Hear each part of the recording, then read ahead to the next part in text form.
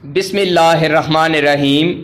Pakistan army ایوی ایشن کا وہ بدقسمت ہیلی کاپٹر جو سیلاب زدگان کی مدد کے لیے نکلا ہوا تھا اور تباہ ہو گیا، جس میں جنرل سرفراز علی سمیت 6 اعلیٰ فوجی افسران بھی شامل تھے، اس ہیلی کاپٹر کا ملبہ اور ان کی لاشیں آخرکار ڈھونڈ لی گئی ہیں۔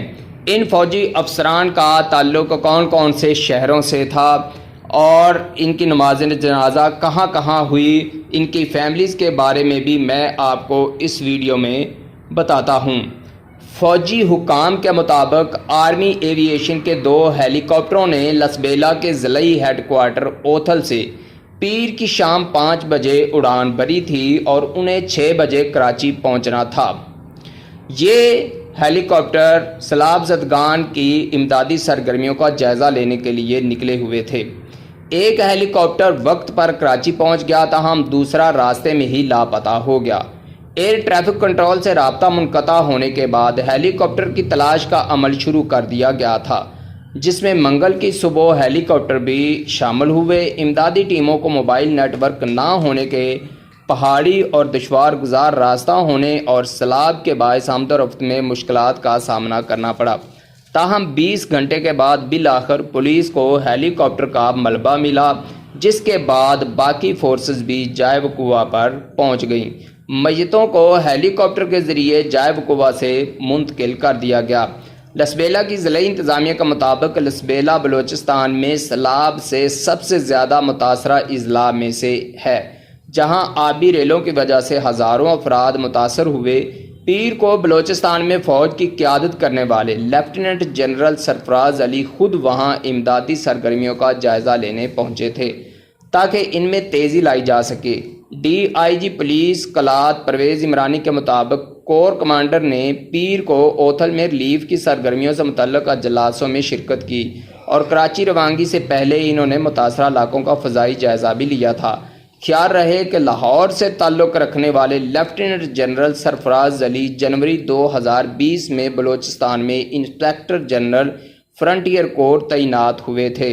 اس عہدے پر انہوں نے نومبر 2020 تک کام کیا اور ترقی ملنے پر انہیں کمانڈر 12 کور تعینات کیا گیا۔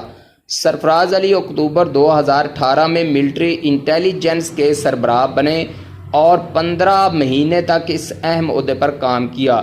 بریگیڈیئر کے عہدے پر تعیناتی کے دوران وہ 2015 سے 2017 میں امریکی دارالحکومت واشنگٹن میں دفاعی اتاشی بھی رہے۔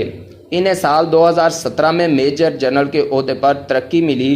لیفٹیننٹ جنرل سرفراز علی 2012 میں راولپنڈی میں جنرل قمر جاوید باجوہ کے زیر کمان کمانڈر 111 بریگیڈ بھی رہ چکے ہیں۔ لیفٹیننٹ جنرل سرفراز علی کا تعلق آرمی کی آزاد کشمیر رجمنٹ سے تھا، جبکہ وہ پاکستان ملٹری اکیڈمی سے لانگ کورس 79 میں پاس آؤٹ ہوئے۔ انہیں 25 نومبر 2024 کو ریٹائر ہونا تھا۔ پاک فوج میں اہم خدمات سر انجام دینے پر انہیں تمغہ بصالت جیسے اعزازات سے بھی نوازا گیا۔ شہید لیفٹیننٹ جنرل سرفراز علی کی نماز جنازہ اور تدفین آج ہوئی اور ان کا نماز جنازہ پہلے کوئٹہ میں ہوا، پھر کوئٹہ سے ان کو راولپنڈی میں منتقل کیا گیا اور راولپنڈی میں ان کو دفنایا جائے گا۔ لیفٹیننٹ جنرل سرفراز کی ایک بیٹی اور 2 بیٹے ہیں اور ان کی عمر تقریباً 59 سے 60 سال تھی۔ 12 کور کوئٹہ کے حکام کے مطابق کور کمانڈر لیفٹیننٹ جنرل سرفراز علی کی نماز جنازہ صبح 10 بجے بلال گراؤنڈ کوئٹہ چھاؤنی میں ادا کی۔ نماز جنازہ ادا کرنے کے بعد شہید لیفٹیننٹ جنرل کی میت پھر راولپنڈی منتقل کر دی جائے گی۔ انہیں جہاں فوجی اعزاز کے ساتھ شام 4 بجے آرمی قبرستان ریس کورس گراؤنڈ راولپنڈی میں سپرد خاک کیا گیا۔ شہداء میں بریگیڈیئر امجد حنیف کا تعلق راولہ کوٹ آزاد کشمیر سے تھا۔ انہوں نے پسماندگان میں 1 بیٹی اور 2 بیٹے چھوڑے ہیں۔ بریگیڈیئر محمد خالد کا تعلق فیصل آباد سے ہے۔ انہوں نے پسماندگان میں 3 بیٹے اور 3 بیٹیاں چھوڑی ہیں۔ پائلٹ میجر سعید احمد کا تعلق لاڑکانہ سندھ سے ہے۔ ان کی 1 بیٹی اور 1 بیٹا ہے۔ معاون پائلٹ میجر طلحہ منان نے پسماندگان میں 2 بیٹے چھوڑے ہیں اور حادثے میں چھٹے شہید ہونے والے پاک فوج کے سپوت نائک مدثر فیاض شامل ہیں، جن کا تعلق نارووال سے تھا۔ بریگیڈیئر امجد حنیف کی بطور میجر جنرل ترقی کی منظوری ہو چکی تھی۔